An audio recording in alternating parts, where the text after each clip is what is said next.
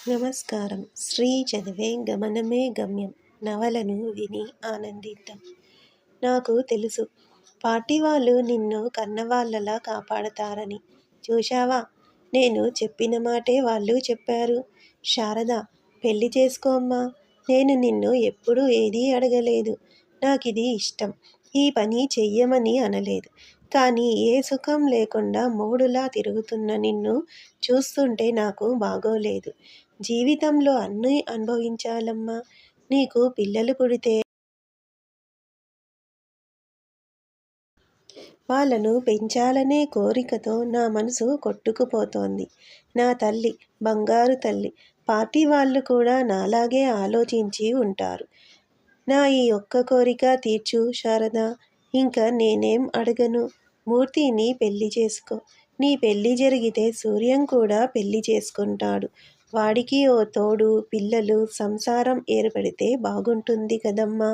శారద 2 నిమిషాలు తల్లినలానే చూసింది. తన చిన్నప్పటి నుంచి తనే లోకంగా బతికిన తల్లి తన చేతులు పట్టుకుని అడుగుతోంది. తన ప్రపంచం అనుకున్న పార్టీ దాదాపు ఆజ్ఞాపిస్తున్నట్టే చెబుతోంది. సూర్యం గురించి కూడా ఆలోచించాలి. శారద గబుక్కున లేచి కూర్చుని, సరేనమ్మా, నీ మాట వింటాను. మూర్తిని పెళ్లాడతాను, పిల్లల్ని కంటాను. నువ్వు పెంచుదువుగాని అని అటు తిరిగి పడుకుంది. కళ్ళ వెంట ఆగకుండా నీళ్లు కారుతున్నాయి. సుబ్బమ్మ కాసేపు శారద తల నిమురుతూ అట్లాగే కూర్చుని తర్వాత లేచి మెల్లిగా అక్కడి నుంచి తన గదిలోకి వెళ్ళింది. శారద ఏడుస్తూ ఎప్పటికో నిద్రపోయింది. తెల్లవారి సూర్యంతో అన్నీ వివరంగా మాట్లాడింది శారద. నీకెలా ఉచితమనిపిస్తే అలా చెయ్యక్క. అమ్మ సంతోషం మనిద్దరికీ ముఖ్యమే. పార్టీ ఆదేశం అందరం పాటించాల్సిందే అన్నాడు. శారద పెళ్లి మద్రాసులో పార్టీ ముఖ్యుల ముందు ప్రమాణపత్రాల మీద సంతకాలు పెట్టడంతో జరగాలని నిర్ణయమైంది. శారద, సుబ్బమ్మ వారం రోజుల ముందే మద్రాసు వెళ్లారు. బంధుమిత్రులకు విందు చేయాలని సుబ్బమ్మ పట్టుబట్టింది. పెళ్లి గురించి ఒకసారి మనసులో నిర్ణయించుకున్నాక శారద ఉత్సాహంగానే ఉంది. నిరుత్సాహం, నీరసం అనే మాటలు శారద నిఘంటువులో లేవు. శారద మద్రాసు వెళ్ళగానే మూర్తిని కలిసింది. మొత్తానికి నాకు మొగుడివి అవుతున్నావు అంది శారద నవ్వుతూ. ఇదంతా ఇలా జరుగుతుందని, మనం భార్యాభర్తలమవుతామనే ఆశ లేశం కూడా లేదు నాకు. కానీ జరుగుతోంది. విధి అనేది ఒకటుందని నమ్మాలనిపిస్తోంది అన్నాడు మూర్తి. ఆవిడ ఒప్పుకుందన్నారు. బాగా బాధపడిందా? లేదు శారద, మా మధ్య యాంత్రిక సంబంధమే ఉంది. ఆవిడ దృష్టిలో నేను మామూలు మగవాడిని. మగవాళ్ళు కొందరు 2 పెళ్ళిళ్ళు చేసుకుంటారు. ఎవరినన్నా ఉంచుకుంటారు. తప్పులేదు. ఆడదానిగా తను మాత్రం నీతిగా ఉంటుంది. దీనికి అంత విలువ ఇవ్వదు. అసలు కళ్ళనీళ్లు పెట్టలేదని కాదు. నేను కొన్ని హామీలివ్వలేదని కాదు. హామీలేమిటి? నీ మోజులో ఇంటిని, పిల్లల్ని గాలికొదిలెయ్యనని. శారదకు మనసు చివుక్కుమంది. కానీ ఇవి తప్పవు. నేనూరుకుంటానా నువ్వలా చేస్తే? ఏమైనా నేనీ పరిస్థితిలో పడినందుకు నన్ను నేను సమాధానపర్చుకోవడం చాలా కష్టమైంది. అది నీకు, మిగిలిన వారెవ్వరికీ అర్థం కాదు. శారద గొంతులో దుఃఖం చూసి మూర్తి విలవిలలాడాడు. నువ్వు బాధపడి మన ఆనందాన్ని దూరం చెయ్యకు. డాక్టర్ శారదాంబ నా భార్య. నువ్వేమిటో, నీ విలువేమిటో నాకు తెలుసు. శారదా, ఇదంతా నిజమేనా అనిపిస్తుంది. మూర్తి ఆకాశంలో విహరిస్తున్నాడు. మూర్తి ప్రేమలో శారద మనసు కూడా లీనమయ్యింది. ఈ లోకంలో నాకొక పురుషుడిలా కనిపించేది నువ్వొక్కడివే. ఆ రోజు సముద్ర తీరంలో మొదటిసారి శారద అని నువ్వు పిలిచినప్పుడు నాలో కలిగిన సంచలనం నీకు చెప్పలేను. అది తలుచుకుంటే ఎప్పుడూ ఒక పులకింత. నన్నెంతమందో నా పేరుతో పిలుస్తారు.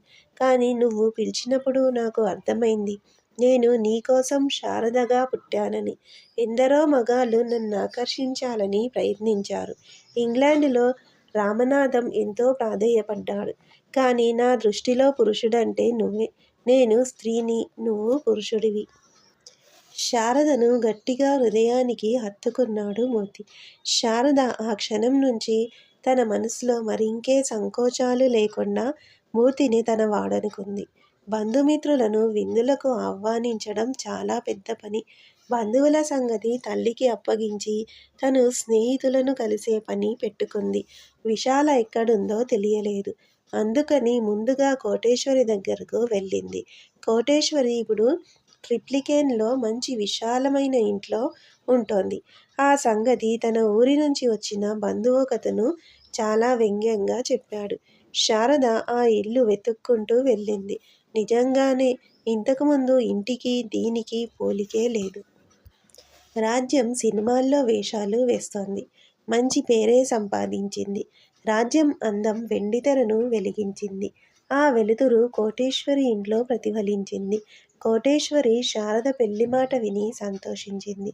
విశాల ఒక్కసారి కూడా కోటేశ్వరిని చూడడానికి రాలేదట. ఈవిడ మాత్రం కూతురి వివరాలన్నీ కనుక్కుంటూనే ఉంది. 2 పిల్లల్ని కన్నది. లోపలేం జరుగుతుందో గాని బయటికి బాగానే ఉంటోంది. పెద్ద ఆఫీసర్ అయింది. మొగుడికి ఇంకా పెద్ద హోదా. కావాల్సిందంతా సాధించుకుంది. మహా మొండిది. నా పోలికే అని నవ్వింది కోటేశ్వరి. అందులో దిగులే గాని గర్వం కనిపించలేదు. కోటేశ్వరి నుంచి విశాల చిరునామా తీసుకుంది శారద. శారదను చూసి విశాల చేసిన హడావిడి అంతా ఇంతా కాదు. 10 నిమిషాల్లో తన హోదా, సంపద, సంతృప్తి అంతా శారదకు అర్థం చేయించాలని తాపత్రయపడింది. ఇల్లు, పిల్లలు, భర్త, నౌకర్లు, ఫర్నిచరు అంతా గర్వంగా చూపించింది. అంతా నువ్వనుకున్నట్టే జరిగింది. బాగున్నావు అంది శారద. మేమిద్దరం ఢిల్లీలో పోస్టుల కోసం ప్రయత్నిస్తున్నాం. దేశం స్వతంత్రమవుతుంది త్వరలో. అప్పటికి ఢిల్లీలో ఉన్న వాళ్ళ భవిష్యత్తు బాగుంటుంది. మంచి పొజిషన్స్లోకి తేలిగ్గా వెళ్ళొచ్చు. శారద తన పెళ్లి సంగతి చెప్పింది.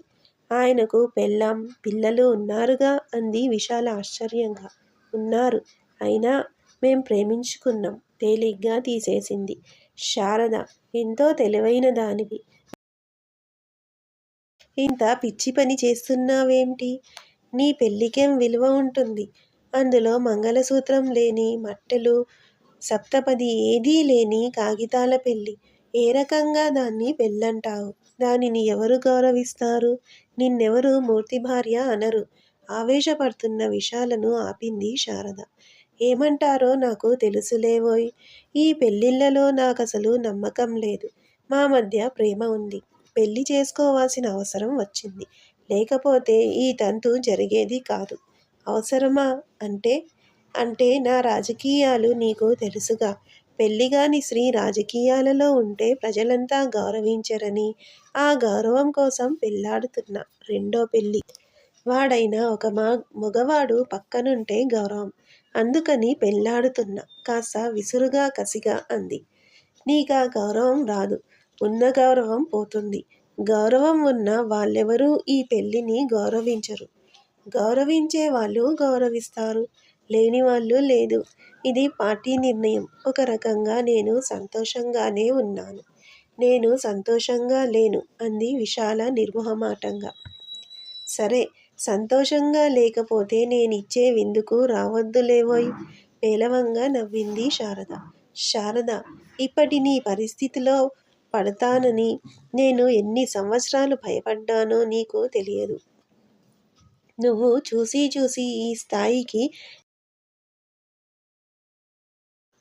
ఎందుకు దిగిపోతున్నావు? పైగా సంతోషంగా. మనిద్దరికీ ఎంత తేడానో చూడు. విశాల, నీకు నాకు చాలా తేడా ఉంది. నీకు వివాహం మీద, స్త్రీకి అది తెచ్చిపెట్టే గౌరవం మీద ఎంతో నమ్మకం ఉంది. నాకా నమ్మకం లేదు. నీకు నీ చుట్టూ ఉన్న లోకం ఇచ్చే పై గౌరవాలు కావాలి. నేను ఈ లోకాన్ని మార్చాలి. మన కుటుంబ నేపథ్యాల కారణంగా మన జీవితాల్లో, ఆలోచనల్లో ఈ తేడాలు. నా రాజకీయాల వల్ల కూడాననుకో. ఇప్పటి నా పెళ్లిలో వింత వైరుధ్యం ఏమిటంటే, నేను లోకం ఇచ్చే గౌరవం కోసం ఈ పెళ్లి చేసుకుంటున్నాను. అది నాకు ఇష్టం లేదు. నేను మూర్తిని ప్రేమించాను. అతను తప్ప మరెవరినీ నా జీవితంలోకి రానిచ్చే ఉద్దేశమే లేదు. తీరా అతనితో వివాహం నా కోసం కాకుండా లోకం కోసం జరుగుతుంది. ఇదంతా అర్థం చేసుకోవడం నాకే కష్టంగా ఉంది. నీకసలు అర్థమే కాదు. వదిలేయ్. రావాలనిపిస్తే మమ్మల్ని అభినందించడానికి రా. లేకపోతే లేదు. నేను వెళ్తా. శారద లేచింది. ఆగు అంటూ విశాల లోపలికి వెళ్ళి వెండి పళ్ళెంలో రవికె గుడ్డ, పూలు, పళ్ళు తీసుకొచ్చి శారదకు బొట్టు పెట్టి పూలు, పళ్ళు రవికే ఇచ్చింది. పూర్తిగా బ్రాహ్మణుల్లో కలిసిపోయావా? అంది శారద నవ్వుతూ. అవును శారద. నా పిల్లలు బ్రాహ్మణులు. బాగా చదువుకుంటున్నారు. నన్ను చూసి గర్వపడతారు. మా అమ్మను చూసి నేనే నాడు గర్వపడలేదు. సిగ్గుపడ్డాను. బాధపడ్డాను. కోపం తెచ్చుకున్నాను. ఆ పరిస్థితుల్లో నా పిల్లలు పడకూడదనుకున్నాను. నా అదృష్టం అన్నీ నేననుకున్నట్టుగానే జరుగుతున్నాయి. మా అమ్మ, మా కులం ఇవన్నీ నా పిల్లలకు తాకకుండా జాగ్రత్తగా పెంచుతున్నాను. ఈ నవల మీకు నచ్చితే సబ్స్క్రైబ్ చేయండి, షేర్ చేయండి, లైక్ చేయండి, బెల్ ఐకాన్ను ప్రెస్ చేయండి.